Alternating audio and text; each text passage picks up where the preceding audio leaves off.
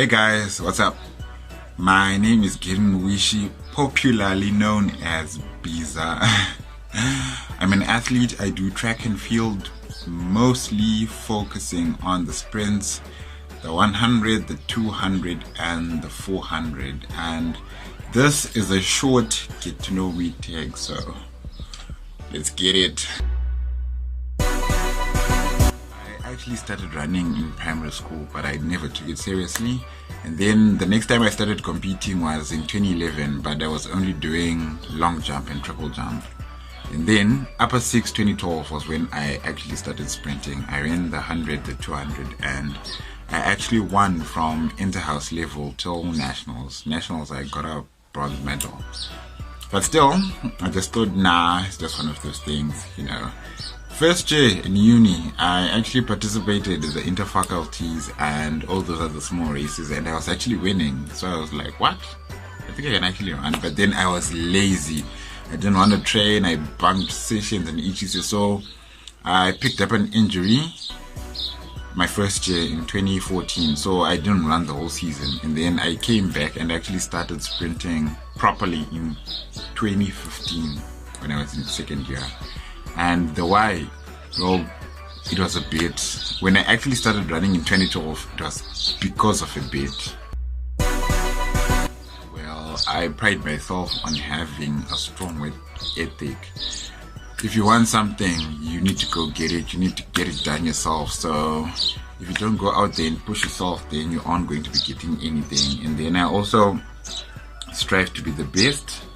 And I am actually a sore loser. I don't like losing. So I think the thought of me losing is actually motivation enough for me to go and push myself to be the best. Guys, we're 90s kids. Everyone, when we were kids, wanted to be a doctor or a pilot or something along those lines. I honestly wanted to be a pilot.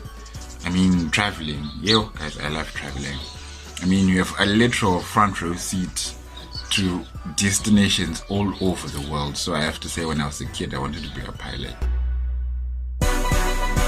Well, I actually have a lot of them, but because I do track, automatically my first role model has to be Usain Bolt. I mean, the way the guy carried himself, his confidence, everything about him, I loved everything about him. So he definitely becomes my first role model. Number 2 is Michael Jordan.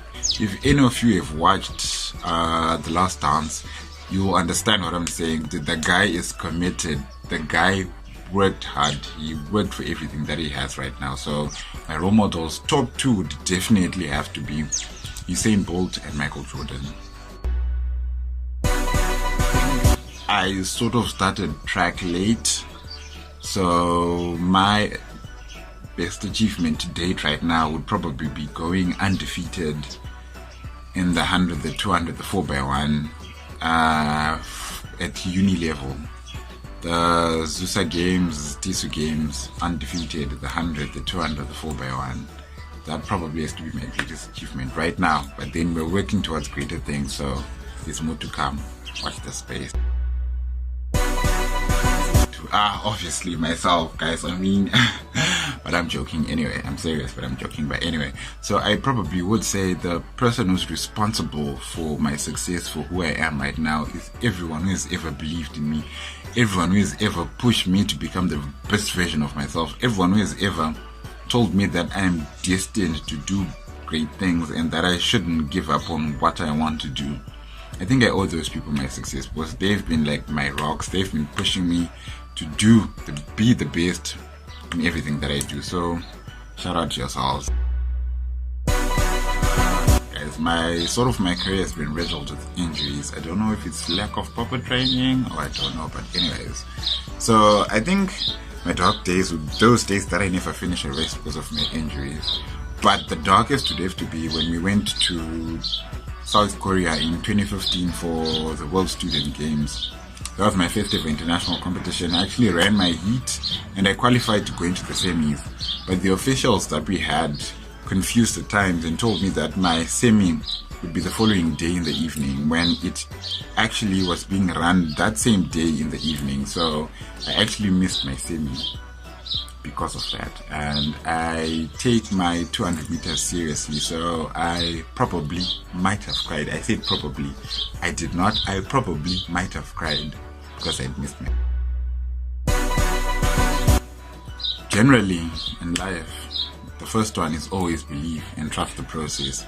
I mean, if you trust the process and you believe in yourself and that you can do great things, you'll be able to accomplish anything. And the next one is hard work beats talent when talent doesn't work out. I mean, people are born talented, but then if you do not work on your craft, then you won't get anywhere. I think you need a strong support system. And as much as you'll be doing sports, you have to realize that there's life after sport. So I think you need to also push your other craft that isn't sport, because you're going to need that after you retire or whatever. And how did I also balance? There's a guy named Bhiza Interview. He took me in when I was in first year and he showed me the way. He also did law.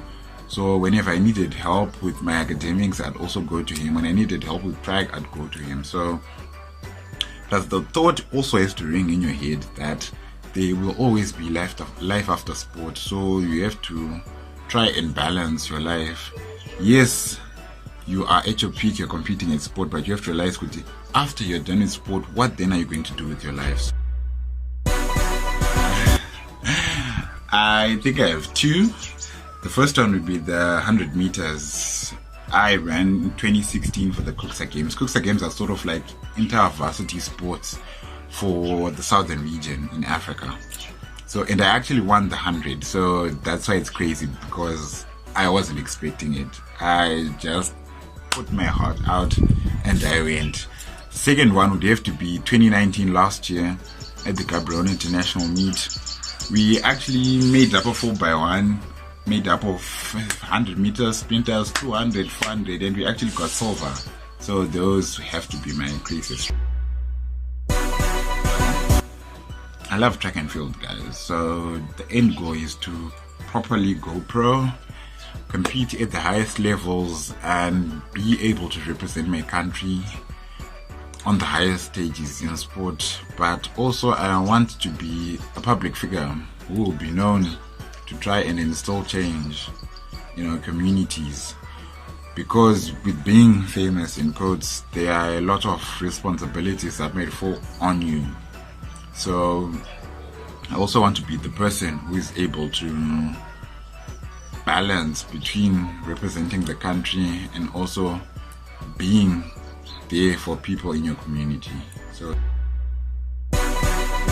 there's a lot, guys. The first thing is recognition. Guys, we've got really fast people, we've got talent in Zim. Makusha, Tsumba, Itaiwa, Beckham Game, those guys represented the country at the World Relays last year. We've got kids who go on scholarship to the States, running fast times there, but then because track and field isn't really recognized as a sport in Zim, proper sport, it's kind of difficult for people to come up as professional athletes. So number one, recognition for track and field. Yo, guys, we need to be recognized. And the next thing is within the athletics fraternity itself, we need unity. I mean, the track and field scene in Zim is sort of scattered all over. So I think if we came together, we could actually make something for our sport. Just work hard, work on your craft. I mean, it's difficult, it does get harder, but if you really want something, you will work for it. Everything else will just fall into place. Trust the process, trust your coaches, trust everyone who's trying to push you to become the best version of yourself, and you'll see that everything else will fall in line. This is your boy Bhiza, signing out. Peace.